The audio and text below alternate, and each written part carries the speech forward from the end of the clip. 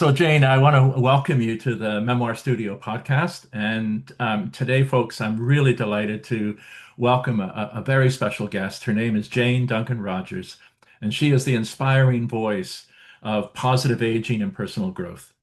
Jane is the creator of the popular Substack newsletter, Embracing Aging, where she brings together those who want to age well, sharing insights and stories that illuminate what I think she would call the wild and wise path of life.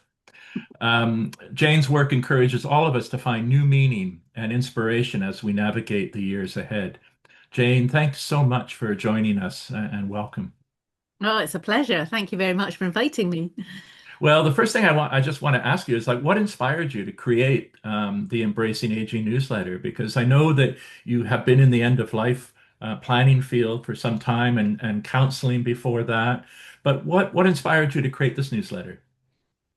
Well, after I let go of the previous end of life planning company, I promised myself that I wasn't going to do anything unless I felt it bubble up from within. Mm, It wasn't going to be anything I thought I ought to do or should do or whatever. And that meant waiting quite a long time, much longer than I thought I would have to do because mm, I didn't even want to write at that point. So I'd obviously had enough. But eventually, when the idea came to me, I think it was because I was aware that I'm aging, I'm mm. 68 right now, and it things are different. Things are Yeah, different from when I was younger. yeah. And I thought, if I've got to embrace aging, which is my way of doing it, because my sort of standpoint in life is to embrace everything, even if you don't really want to, which for many people that would be the case with aging. Um, I thought, let's invite some other people along for the ride. That's what I'm going to write about. And Yeah, that's, yeah. it felt like that, it's, that when something happens and the last thing you want to do is move towards it. Like if somebody's being angry, you don't usually Mm. want to move towards them, do you? No, Yeah. no. Sometimes that can be, if you can see down below the anger, and quite often it's fear or all sorts of other things, you can move towards it in a different space. And Yeah, that's how I felt like I wanted to be towards aging. right. And so what do you hope your readers will gain from reading the newsletter and engaging with you? Well, you know me, Michael, I'm a bit wacky. Whether I'm wise or not is debatable, but hopefully they will get some insights as to how I personally view life and how um, with the tools that I've learned over the years, which is like 40 years Mhm. probably now of personal growth and development and working with others in that field in all sorts of different ways, that they will be able to put down any fear of the future or any Mm, anxiety about what might be coming because we don't know. None of us know. no, And be here now a bit more because right. that's Yeah. what is, well, accepting of the Yeah. situation. That is what is required. Well, and I mean, for the sake of transparency, I should say to people watching or listening that Jane and I worked together in the end of life planning field a while back. And so, Jane, I know something, about your life, and I know that you lost your husband Philip back in 2011. I think that was right. So, how does, and you've written about that too, and you might want to just say about the other books you've written, but how did that personal journey through grief and loss shape your mission to help others age, as you say, consciously and joyfully? Oh, completely. Because he died in 2011. I was 54 at the time, and felt too old to be a young widow and too young to be an old one. So Mm, it was like, this was not in my plans. And I did write about it in my memoir, Gifted by Grief, the title of which will tell you something because yeah, I couldn't have called it a gift immediately. no, But a couple of years on, and I was able to see the gifts in that. Um, I think that the many of the things that I learned then are instrumental to how I live my life now. In fact, they're kind mm, of embedded in me, and some of that, like going towards the feelings. So one of the things that I learned from that time, even though I had known about, I had studied bereavement, I had I knew about it in theory. This was the biggest loss that I'd ever had, and my God, did it completely wipe me. I mean, Mm. I just didn't know what to do with myself, except for one thing. I remembered from what Louise Hay had said, and I had trained with her way back in 1990. She had a favorite saying, which was, "What you feel, you can heal." So I Mm. knew I needed to stay with whatever feelings. Yeah. And that's really what I ask people to do with aging as well, and that's all to do with accepting it. And well, you probably can't accept it to start with, but sometimes just admitting something is the Yes. first step.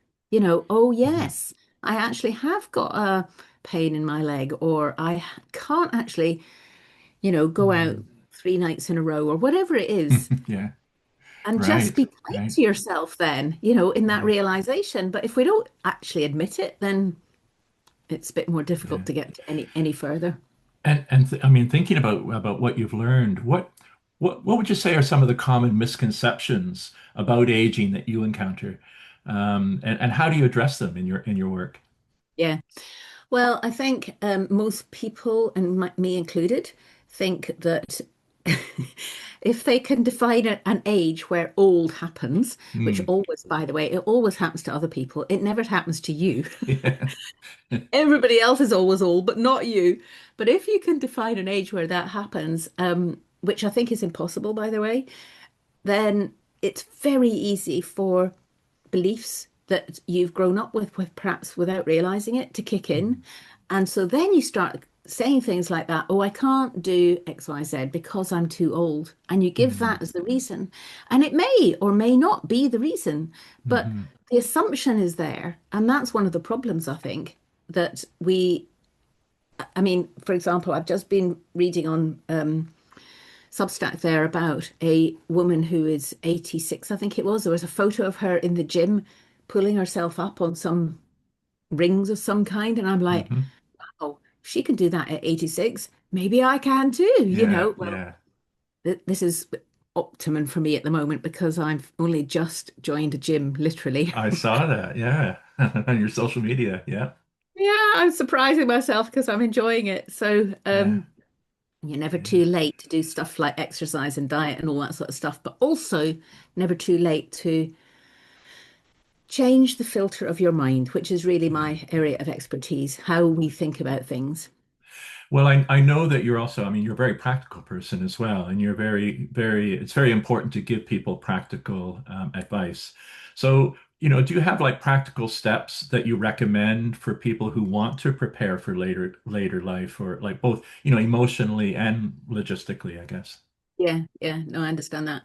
Well, I think the first one comes with admitting that actually you are, let's say, older than you were, and at this Hmm. particular age, whatever age you're at, it means some things in your life. I don't know what they are because everyone is individual, but that's really important just to admit it and not make it mean anything. It's just Mm. a fact. It's like when a child is 5 years old, they're just 5 years old, right? Mm. Actually, when somebody's 65 or 75 or 85, that's all it is.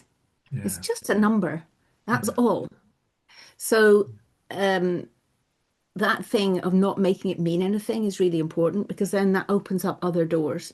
So then the next thing I would say is, well, there are some practical things that you have to attend to. For example, strengthening your body helps in all sorts of ways. I Hmm. don't need to go into the research here, but there's lots of evidence to show that a stronger body can help as you're aging.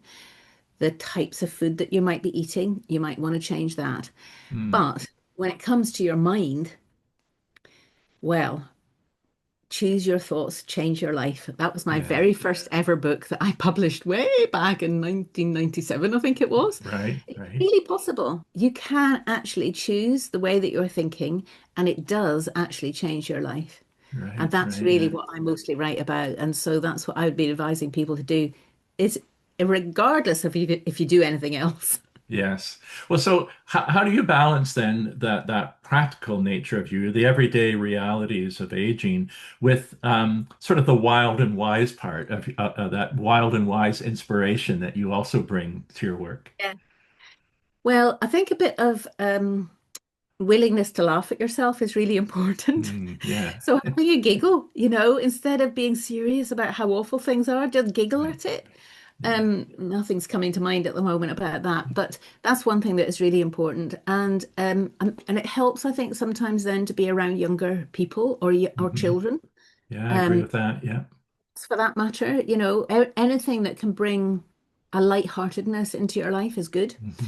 Um, I've forgotten what the question was. Sorry, Well, it's Michael. just no, it's just balancing that wild and wise Oh, yeah. part of yourself with the everyday realities of aging. That's right. So the other thing that I would say, and what I'm learning about, is listening to my instincts more often, not Mm. caring what other people think or Yeah. say, Yes. being more honest with myself and allowing that to come out. Yeah. So, you know, some of my most popular posts or notes have been when I think I've just been going saying whatever it is that's in my mind Yes. Yes. without any kind of trying to make it better or anything, just Right. as if I was chatting to someone. Yeah. And Yeah. that's what people like about me. Yeah. And Yeah. that's the thing to find out what people like about you too. What has the response to your newsletter been? Yeah, the response is good. The Hmm. response is great in that lots of people sign up and can seem to. I like the idea of the fact that aging is happening, so you might as well embrace it. Yeah. Um, how much they actually do that in their lives, I don't know. Right. But Right. I've got to assume that, you know, this thing about self-honesty, that's something that I was talking about in another podcast. It's really important. It's Mm. really important because when you're able to admit something is happening or that you're thinking a particular way, then you have an opportunity to choose to change it or not. But if you are not able to be honest with yourself about what's actually happening, then it doesn't work. And even if being honest is like, I don't know, you've got an ache and pain that you wish wasn't there, you Hmm. can at least admit that it is there and then explore being kinder to it. So, for example, somebody t told me today that they had done exactly that. Instead of criticizing what they usually did, criticizing their body and being hard on themselves for the fact that their hip was the way it was, they did an exercise that I had given them, which was simply to look at it with eyes of love and feel it with eyes of love. Mm. And Hmm. just that thought can make a difference. And in that Right. moment, Yeah. part of that pattern changed. Right. Well, that brings up the question then, what's I mean, I guess I could use the word spiritual. Like what spiritual lessons has aging taught you? And do you share that part of yourself with the audience? I, I'm learning that this is something that I need to speak of more. Okay. Okay. Because I do have a strong spiritual foundation, I would say, that really helps me in the way that I live my life. So it's not religious at all, it's not attached to any particular religion, but there is a sense, I would say, a knowledge inside me that who I am is absolutely not this body. It's Hmm. just not this body. I know it looks like it. I know it looks Right. like this is Jane Duncan Rogers, but Yeah. actually, that's just a name given for convenience, just like yours is. Yeah. Um, and who I am and who you are and who everybody is this energy of, you could call it love, you could call it God, you can call it whatever you like, divine energy, Yes. whatever, that Yeah. just happens to be showing up in the shape of Jane at the moment. Right. And that never began and never ends. Hmm. So Yeah. when I have that as my underlying premise, if you like, makes it a lot easier to be here. Yeah. Wow. Well, of course, as a writer, and particularly memoir writer, and someone who helps other people write accounts of their life. Um, like in your experience, what role does writing about one's life, and particularly the past or Mm. even the experience of aging, um, is that helpful? Do you find Oh that helpful? Yeah. yeah. I mean, I've been writing a journal from, I don't know, my late teens probably. I mean, I was going to say on and off, but actually all the time. Sometimes I'm writing in it a lot and sometimes not so much. Hmm. Um, and that in itself, in the way that I write anyway, that's my style, is to be very sort of open and transparent and vulnerable. Some people call it vulnerable. I don't particularly find it vulnerable, but I think writing for me, as soon as I'm able to see words on the paper, and it has to be paper and pen in my journal, I can do it if I'm writing an essay or something like that. That's okay on the typewriter. Not the typewriter. Oh my goodness, I am showing my age. Oh, it's just because I got one in the background there. That's right. But I think it helps to make sense. It's as if the things that have been living, these words that have been living inside my head, I can when I can see them on the paper, whether it's from the computer or whether it's in my handwriting, they take up less space in here, and I get to view them in a different way. And Hmm. so Good point. that is that allows space to think about it all differently. And it also Yeah. allows space for fresh ideas and new things to come in. So for me, that's been incredibly important and And certainly part of the healing journey. yes, yes. And so, I mean, what would you say to someone though who came to you maybe, I mean, felt apprehensive or even fearful about writing, really honestly about getting older, and how would you address someone who is maybe apprehensive or fearful? Well, I think from that point of view, that's like an exercise and a bit like, morning pages with Hmm. I've forgotten Julia what Cameron? yeah, Julia Cameron's morning pages. It's a question of allowing that stuff just to get out on the paper. It's not Yeah, even meant to make sense. You don't get to read it back afterwards. It doesn't have to be legible. It's simply allowing it to pour out yeah, so that there yeah, is space created for a more free way of thinking.